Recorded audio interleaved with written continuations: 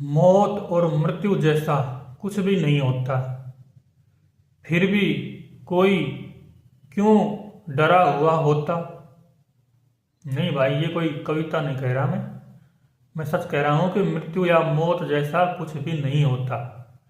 क्योंकि जब आदमी जीवित होता है तब उसके पास मृत्यु के बारे में कोई जानकारी नहीं है। बस इतना ही पता होता है कि कोई मर जाता है, उसका शरीर निष्क्रिय हो जाता है, फिर शरीर खराब हो जाता है।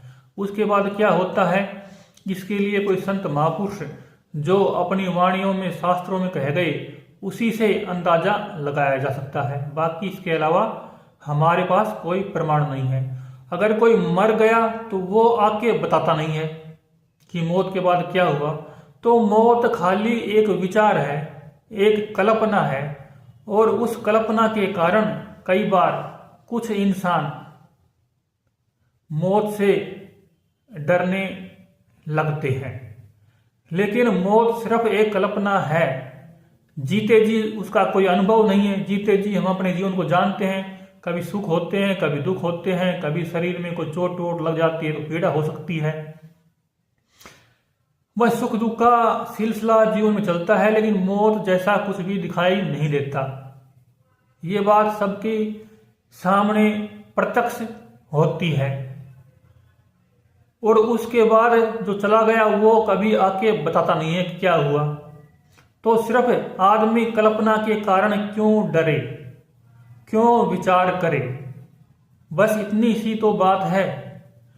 क्योंकि हमारे जो विचार है उन्हीं से हम डरते हैं, और हमारे विचारों से ही हम उत्साहित होते हैं। अगर हम अच्छे विचार सुन लेते हैं, भगवान की बातें सुन लेते हैं, आत्म ज्ञान को समझ लेते हैं, तो स्वतः ही हमारे अंदर जोश और होश आ जाता है।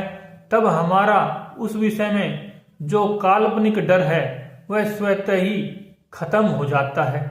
हमारे मन की आदत है कि इसको कुछ खोने का डर रहता है।